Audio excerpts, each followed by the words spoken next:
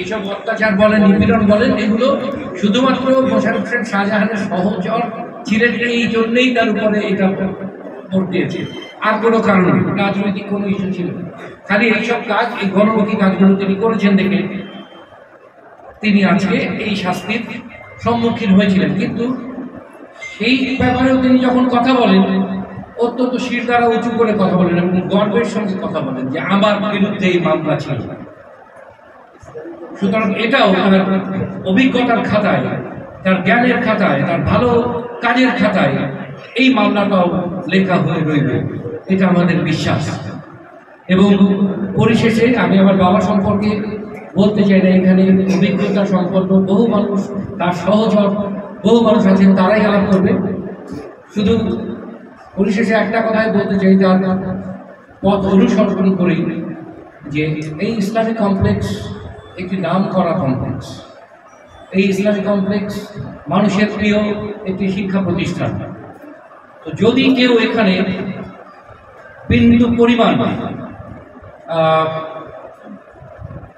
এইটাকে ডিস্টার্ব করতে চায়, এখানে কেউ সমস্যা তৈরি করতে চায়, পড়াশোনার ক্ষেত্রে কেউ যদি বহিরাগতরা কোনো প্রবলেম করতে চায়, আমি বন্ধুজনের সমন্বয়ক হিসাবে কিন্তু সেদিন ভুলে যাব আমি একজন ভালো মানুষের ছেলে। আমি কিন্তু সেটা 5 তারিখের পরে আল্লাহ এত ভালো রেখেছে, এত ভালো রেখেছে, এত ভালো রেখেছে, ঠিক মতো শুকরিয়া আদায় করা হচ্ছে কিনা এই আতঙ্কে থাকি প্রতিদিন।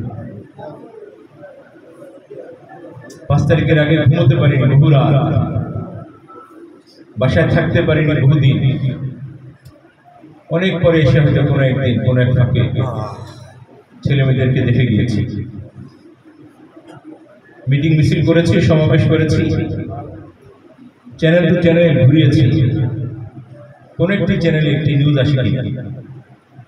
5 তারিখের পর অবস্থাটা যে কোনো একটা চ্যানেলে ঢুকলেই হয়। আলহামদুলিল্লাহ সব আমাদের সংবাদ। বলছিলাম যে আমাদের শুকরিয়া করার বিষয় যে আল্লাহ আমাদেরকে ভালো রেখেছে। আমি এই প্রসঙ্গে দুটো লোকের কথা বলতে চাই যাদের জন্য আপনাদের ব্যক্তিগতভাবে দোয়া করা দরকার। ষড়যন্ত্র কিন্তু থেমে নেই। আরেকটু ছোট্ট করে যদি বলি, এখন যারা টিওনো হচ্ছে, এখন যারা এসপি হচ্ছে, এরা বিশেষ প্রশাসনে অথবা পুলিশে 12 থেকে 14 বছর চাকরি করার পরেই একজন টিওনো হচ্ছে, ইওনো হচ্ছে, ডিসি হচ্ছে। এখন আপনি যদি কাউকে ট্রান্সফার করতে চান, লোক পাবেন কোথায়? নগদের সর্বোচ্চ বার 167 টাকা রিচার্জে পাবেন 1 লাখ টাকা পুরস্কার। আরো আছে প্রতি সপ্তাহে পুরস্কার ও ক্যাশব্যাক।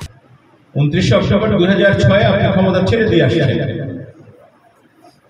এই 16 বছরের যত রিক্রুটমেন্ট সব তো ওদের, এবং এমন করে যাচাই বাছাই করেছে দাদা না অথবা নানা অথবা শ্বশুর অথবা দাদা শ্বশুর, এরা কেউ যদি বিএনপির সাথে সংশ্লিষ্ট ছিল অথবা জামাত ইসলামের সাথে, তাদের আর চাকরি হয়। সো এমন একটি প্রতিকূল পরিবেশে আমরা আছি। অসংখ্য উদাহরণ। বাংলাদেশে আর্মির সবচেয়ে শক্তিশালী সংস্থা হচ্ছে ডিজিএফআই, রাজনীতি নিয়ন্ত্রণ করে যায়। ডিজিএফআই যিনি ডিজি, ইতিমধ্যে তাকে পরিবর্তন করা হয়েছে। এর বাহিরে আরো 13 জন ডিরেক্টর থাকেন, যারা কর্নেল অথবা লেফটেন্যান্ট কর্নেল অথবা ব্রিগেডিয়ার পদমর্যাদা। এই 12 জন খুঁজে পাওয়া যাচ্ছে না। কেন পাওয়া যাচ্ছে না? আমাদের ভাই, আপনাদের ছেলে মেয়ে অনেকেই আর্মিতে মেজর আছে। এই মেজর পর্যন্ত খুব সমস্যা হয়ে যায়, সেকেন্ড লেফটেন্যান্ট হিসেবে জয়েন করে ক্যাপ্টেন হয়, মেজর হয়ে যায়, এরপরে রাজনৈতিক বিবেচনা শুরু হয়। ওই যে বললাম ক্যাডার সার্ভিসে যেভাবে ভালো করে দেখা হয়েছে, ঠিক তেমনি ভাবে একেবারে দলীয় পরিচয় সূত্র ধরে মেজর উপরে প্রমোশনগুলো দেওয়া হয়েছে।